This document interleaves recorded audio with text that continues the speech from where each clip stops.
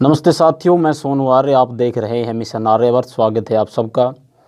विशेष चर्चा और परिचर्चा जारी है निरंतर। सरदेव स्वामी जी हमारे साथ उपस्थित थे और यज्ञ की वैज्ञानिक विवेचना स्वामी जी ने बताई और यज्ञ कहाँ कहाँ और कैसे कैसे किए जा रहे हैं, उन सारी बातों के ऊपर चर्चा परिचर्चा निरंतर चल रही थी। स्वामी जी, आपसे अब ये हम जानना चाहेंगे, इस कोरोना महामारी के दौरान अलग अलग संगठनों ने अपने अपने सामर्थ्य के अनुसार लोगों की सहायता की। वो चाहे किसी भी रूप में हो, चाहे वो भोजन से संबंधित रही हो, डॉक्टरी सुविधाओं से संबंधित रही हो या किसी भी प्रकार की रही हो। आर्य समाज इतना बड़ा एक संगठन है, आज़ादी से लेकर के वर्तमान तक, चाहे किसी भी प्रकार की कोई भी विपदा आई हो, आर्य समाज ने आगे बढ़ करके जो है लोगों के लिए अपने आप को समर्पित करके सारी विपदाओं में अपनी एक अहम भूमिका निभाई है। तो इस महामारी के दौरान आर्य समाज ने कौन से वो कदम उठाए जिससे लोगों को ज़्यादा से ज़्यादा रिलीफ मिल सके? सोनू जी, ये जो प्रश्न आपने रखा है, निस्संदेह वर्तमान समय में ये बड़ा ज़रूरी है कि संस्था की ओर से जो कार्य हुए हैं इसमें रिलीफ के, राहत के, वो लोगों के सामने आने चाहिए, लोगों को पता लगना चाहिए। क्योंकि लोग आर्य समाज से ये अपेक्षा भी रखते हैं। आर्य समाज की अपनी एक विरासत है, ये एक पुराना इतिहास है कि जब जब भी त्रासदी आती है कहीं समाज में और इस तरह के विपत्तियां और संकट आते हैं तो आर्य समाज आगे बढ़ कर के युद्ध स्तर पर उसमें राहत भी और दूसरे सेवा के कार्य भी करता रहा है। वर्तमान में भी बहुत कुछ काम आर्य समाज की तरफ से हुए, जो कुछ तो लोगों ने देखे, बाकी बहुत सारी चीज़ों का जिनको मालूम नहीं होगा मैं ज़रूर थोड़ा सा संकेत करूँगा। सबसे बड़ी समस्या जब ये कोरोना का जो पीक समय आया तो आपने देखा भारत के सारे अखबार, चैनल, सोशल मीडिया सब के ऊपर एक ही बात की त्राही त्राही थी कि ऑक्सीजन नहीं मिल रही है जी। ऑक्सीजन की समस्या इतनी भयंकर रूप लेकर के आई कि बहुत सारे लोग तो केवल ऑक्सीजन की कमी से दम तोड़ गए और वो बेचारे जो है इस कोरोना से हार गए और वो इस दुनिया से विदा हो गए। जो बहुत दुखद हुआ कि ऑक्सीजन नहीं मिली तो वो ख़त्म हो गए। अस्पतालों में जो है बेड भी नहीं मिले, वहाँ भी देखने को मिला कि धूप में बिल्कुल बाहर पेड़ों के नीचे रोगी पड़े हैं और जैसे तैसे वहाँ उनको वो कुछ संभालने की कोशिश की जा रही है, किंतु आखिर उनमें से भी बहुत सारे लोग इसी तरह से बिना सुविधाओं के ख़त्म होते चले गए। उस मौके पर सबसे बड़ी ज़रूरत थी लोगों को ऑक्सीजन मिले, बेड मिले। तो हमने जो है अपनी अपील जो की पूरे आर्य समाज से, तो सुदूर दक्षिण अफ्रीका के हमारे आर्यों ने, आर्य भाई बहनों ने इस बात को महसूस किया। वहाँ भी क्योंकि समाचार तो टेलीविज़न से सब जगह जाते ही हैं और वो बड़े चिंतित थे क्योंकि वो मूल रूप से भारत से ही लगभग 150 साल पहले उनके जो बुज़ुर्ग थे वो गिरमिटिया के रूप में यहाँ से वहाँ ले जाए गए थे अंग्रेज़ों के द्वारा मजदूरी कराने के लिए, बंधुआ मजदूर बना करके ले गए थे। आज उनकी 7वीं 8वीं पीढ़ी वहाँ पर है और वो बड़े प्रभावी लोग हैं। जब उन्होंने देखा कि भारत में तो हाहाकार मच रहा है, ऐसे में आर्य समाज को आगे आना चाहिए, तो उन्होंने टेलीफोन किया। वहाँ के बहुत ही हमारे प्रसिद्ध विद्वान नेता जो आर्य प्रतिनिधि सभा दक्षिण अफ्रीका के प्रधान भी रहे हैं, बहुत बड़े प्रतिष्ठित जो है स्कॉलर हैं वो, और यही भारत में ही उन्होंने पीएचडी की संस्कृत में, एमए पीएचडी मेरठ कॉलेज में। तो उनका डॉक्टर रामविलास जी, विश्राम रामविलास उनका नाम है पूरा, उनका फ़ोन आया कि स्वामी जी ये जो कुछ हो रहा है भारत में, हम इसमें योगदान करना चाहते हैं, आप लोग इसकी कोई रूपरेखा बनाइए और हमें बताइए हम किस रूप में कैसे आपका सहयोग करें। तो हमने यहाँ पर आपस में विचार विमर्श किया और उस विचार विमर्श के बाद ये निश्चय हुआ कि पैसा मंगवाने के बदले उनसे हम ऑक्सीजन के यंत्र मंगवाएं जी। और वो यहाँ भारत में एक बड़ी समस्या ये भी आ गई थी कि उस समय ये ऑक्सीजन के कंसंट्रेटर या जनरेटर वगैरह जो होते हैं ये एकदम इतने महंगे कर दिए लोगों ने कि ब्लैक में भी नहीं मिल रहे थे। अगर 40,000 का एक कंसंट्रेटर है तो वो 1-1 लाख रुपए में बिकने लगा जी। और इस तरह से मारामारी हो गई और मिल भी नहीं पाता था। तो हमने उनसे सीधा सीधा यही कहा कि भाई आप ऑक्सीजन कंसंट्रेटर भेज दो, और उससे भी महत्वपूर्ण यह है कि ऑक्सीजन ऑक्सीमीटर भेजो आप। जब आदमी को पता लग जाता है कि मेरी ऑक्सीजन लेवल कम पड़ रहा है तो वो उपाय कर लेता है, पता ही नहीं लगता। आखिरी में श्वास एकदम जब खिंच के आने लगता है, ऑक्सीजन लेवल डाउन आ जाता है तो एकदम लोग लेके भागते हैं अस्पताल में वहाँ जो ऑक्सीजन नहीं मिलती तो आदमी जो है हार जाता है फिर, और क्या करे। तो ऑक्सीमीटर हो तो आदमी फटाफट रोज़ सुबह उठे अपना देख ले, उंगली लगा करके उसमें मशीन में छोटी सी वो डब्बिया सी आती है, तो सावधानी हो जाती है, उससे आदमी पहले संभल जाता है। तो ये भी उनसे हमने कहा ये भी भेज सकते हो। तो बहुत खुशी की बात है कि उन्होंने बहुत जल्दी में 1 सप्ताह के अंदर ही लगभग 21 ऑक्सीजन कंसंट्रेटर जी यहाँ भारत में भेजे, और लगभग 500 जो है ऑक्सीमीटर्स भी भेजे कि आप इससे शुरू करो, उसके बाद दूसरी खेप हम फिर भेजेंगे। जब उनका धन्यवाद मैंने किया तो दुनिया के चारों तरफ वो बात और फैली, सब लोगों के कान खड़े हुए कि हमें भी सहयोग करना चाहिए, हमें भी करना चाहिए।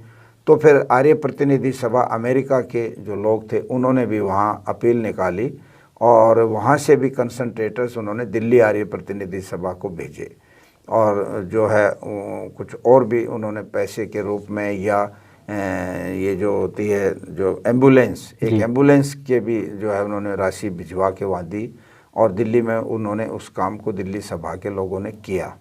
इसी प्रकार से ईस्ट अफ्रीका आर्य प्रतिनिधि सभा जो है, फिर उन लोगों के भी जो है वो सचेत हुए, और वहाँ से हमारे जो साथी थे उन्होंने संपर्क किया। यशपाल बंसल जी थे, अनिल कपिला जी थे, कि आप जो है स्वर्ण वर्मा जी थे, कि आप हमें भी बताइए हम क्या सहयोग कर सकते हैं। उनको भी हमने यही कहा कि आप ऑक्सीजन के ही यंत्र बेचिए। तो एक खेप उनके भी लगभग 2 दर्जन जो है उन्होंने ऑक्सीजन कंसंट्रेटर और लगभग 50 ऑक्सीमीटर ये उन्होंने भी भेजा, और वो भी आ चुका यहाँ पर उसका ऑक्सीजन बैंक के नाम से महर्षि दयानंद ऑक्सीजन बैंक यहीं स्वामी इंद्रवेश विद्यापीठ आश्रम में सबसे पहले स्टार्ट किया। गांव में टिटोली में, क्योंकि ये बहुत ज़्यादा मतलब हॉटस्पॉट हो गया था और कंटेनमेंट जोन बना दिया था यहाँ गवर्नमेंट ने, यहाँ भी जो एक कोविड रिलीफ सेंटर खोला गया उसमें भी स्वामी आदित्यवेश जी ने वैद्य सत्यप्रकाश से बात की, और जो बेड वहाँ पर रखवाए गए वो उनकी मदद से वहाँ पर बेड भी उपलब्ध कराए, और हमने ऑक्सीजन के भी ऑफ़र कर दी। जिसको ऑक्सीजन चाहिए फ्री ऑफ कॉस्ट आप ये ले जाओ कंसंट्रेटर और उसका उपयोग करो। इस तरह से हमारे साथी विशाल मलिक हैं, जो बहुत ही अच्छे एक उदीयमान जो उद्योगपति हैं, व्यवसायी हैं, और उनकी अपनी कंपनी है जेमिनी सॉल्यूशंस। तो उन्होंने आगे बढ़ कर के कहा, स्वामी जी मैं इसमें आपके साथ बहुत विशेष रूप से जुटना चाहता हूँ, और मुझे आदेश करें क्या करना है। तो लगभग 50 कंसंट्रेटर उन्होंने भी मंगवाए, और हमारा मन था गोवाना से आगे एक 50 बेड का ऑक्सीजन बेड जो हूँ 50 हॉस्पिटल शुरू करने का। इस बीच में वो शुरू कर ही रहे थे कि ये थोड़ा सा कम हो गया जो प्रभाव था, और जो गवर्नमेंट हॉस्पिटल्स थे उनमें भी थोड़ा थोड़ा जो है स्थान खाली होने लगा, तो दबाव सा थोड़ा कम हुआ, तो वो अभी पेंडिंग हो गई योजना। बाकी वो जो है आगे परमात्मा न करे कि ज़रूरत पड़ी तो कोई न कोई रूप उसमें भी बनेगा। ऐसे ही अमेरिका से भी हमारे बहुत सारे लोगों ने मदद की, खासतौर पर डॉक्टर स्नेह बालाजी जो ने आगे बढ़ कर के फ़ोन करके कहा स्वामी जी हमें क्या करना है। तो उनको भी मैंने यही कहा कि आप भी कुछ चीज़ें भेज दिएगा। तो ऑक्सीमीटर्स के लिए उन्होंने पैसा भेजा, और हर समय फ़ोन करके वो पूछती रही कि आप लोग अपने स्वास्थ्य को ठीक रखिए, आप लोगों के लिए हम क्या भेज सकते हैं और कुछ कर सकते हैं। ऐसे हमारे और भी अमेरिका में दूसरे जो सहयोगी थे उन्होंने भी पूछा कि स्वामी जी हमारी क्या ड्यूटी है। हमारे डॉक्टर विजयपाल आर्य जी हैं, बहुत ही प्रतिष्ठित व्यक्ति हैं, उन्होंने पूछा। चंद्रभान आर्य जी ने पूछा। हमारे जो है सुरेश पाल सिंह जी हैं अमेरिका में, उन्होंने पूछा। मोहिनी भाटिया हैं वहाँ की मंत्री शिकागो की, उन्होंने पूछा। ऐसे न्यूयॉर्क आर्य समाज के अधिकारी थे, उन्होंने पूछा। और इस तरह से जितेंद्र अभी जी, डॉक्टर देव बाला जी, डॉक्टर नरेंद्र जो है उन्होंने पूछा। ऐसे विवेक मलिक हैं वहाँ पर, उन्होंने भी पूछा। तो अमेरिका के भी बहुत सारे लोग जो हमारे सहयोगी हैं वो भी सक्रिय हो गए। हॉलैंड से भी जो है डॉक्टर नरदेव जी, और उधर जो है बहन सविता जी और श्यामा गोविंद जो हैं, ऐसे बहनों ने भी आगे बढ़ कर के कहा कि हमारे लिए क्या जिम्मेदारी है। तो चारों तरफ से ये सहयोग आया, और हमने पूरे उत्तर भारत के अंदर इसका संयोजन किया, और इसके माध्यम से लोगों को अश्योर कर दिया कि आप लोग ऑक्सीजन की कमी हम नहीं पड़ने देंगे, जो ज़रूरत हो निःशुल्क आप ले जाएं। और आप देखेंगे बहुत गरीब लोग यहाँ से लेकर के मशीन लेकर के गए हैं, और उनको अभी भी हालांकि प्रयोग कर रहे हैं बहुत सारे लोग। तो जिससे उनको बड़ा राहत मिल रही है। पैसा नहीं जा रहा, घर में मशीन लगी है। हॉस्पिटल में तो कई तरह की परेशानियां भी होती हैं, आदमी को घर में ही इलाज ले रहा आदमी, तो बड़े लोग संतुष्ट हैं जी। तो ये ऑक्सीजन का और इन चीज़ों का जो महत्व था उस समय वो हमने प्रारंभ किया। इसके अतिरिक्त कई जगह दवाइयाँ भी बांटी गई।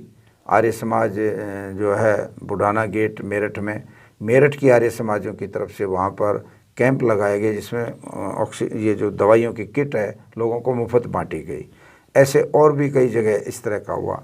और ये जो ऑक्सीजन वाला है ये राजस्थान में जोधपुर में भी आयुर्वेद दल के साथियों ने किया। ऐसे और भी कई जगह से समाचार आए कि हम भी इसको कर रहे हैं। कहने का मेरा मतलब ये है कि ये तो एक प्रमुख उस समय की ज़रूरत का जो राहत का कार्य था, ये आर्य समाज ने बड़ी मजबूती से संभाला। जी स्वामी जी। दूसरा, इसके साथ मैं ये भी बता दूं, सबसे ज़्यादा जो जोखिम का काम था, मुझे भिलाई में आर्य समाज भिलाई के प्रधान और वहाँ के आर्य प्रतिनिधि सभा छत्तीसगढ़ के भी प्रधान हैं हमारे अवनी भूषण पुरंग, उन्होंने मुझे कहा स्वामी जी हमारे यहाँ पर भिलाई में कोई अंत्येष्टि के लिए पंडित नहीं मिल रहा था। कोई व्यक्ति वो लाश को उठा करके जलाने की ले जाने के लिए हाथ लगाने को तैयार नहीं था, लोग डरते थे। तो हमारे जो पुरोहित थे आर्य समाज के, हमने उनको तैयार किया, उनको अलग से कुछ जो आर्थिक मदद की भी हमने उनको गारंटी दी कि हम आपको किसी भी प्रकार से अकेला नहीं छोड़ेंगे, अगर आपको बीमार भी होगे तो पूरी आपकी वो करेंगे परवरिश। तो उन्होंने बड़ी हिम्मत करके हमारे सेवक जो थे आर्य समाज के और जो पंडित जी थे, उन्होंने लगभग 50 लोगों की जो है अंत्येष्टियाँ करवाई और वो बीमार भी हुए, किंतु परमात्मा की कृपा से वो ठीक हुए। किंतु मुझे ये भी पता लगा है कि वहीं छत्तीसगढ़ में किसी जगह आर्य समाज के कई पुरोहितों की मृत्यु भी हुई है इस काम में, किंतु पीछे नहीं हटे। आर्य समाज ने जो महत्वपूर्ण क्रिया थी उसको भी करवाने में अपनी पूरी भूमिका की। दिल्ली के कई शमशान घाटों के अंदर मैंने देखा कि आर्यवीर दल के जो कार्यकर्ता थे वो वहाँ पर सामग्री भी दे रहे थे, जो लोग जलाते थे उनकी मदद भी कर रहे थे लाश उठवाने में, और वहाँ पर पानी की भी हज़ारों बोतलों की व्यवस्था रहती थी, जो लोग आ रहे हैं उनको पानी मिले ताकि दिक्कत ना आए। ऐसे ये इस तरह के बहुत सारे राहत के कार्य आर्य समाज ने किए जो किए जा सकते थे, और बिल्कुल आर्य समाज फोर फ्रंट पर रहा।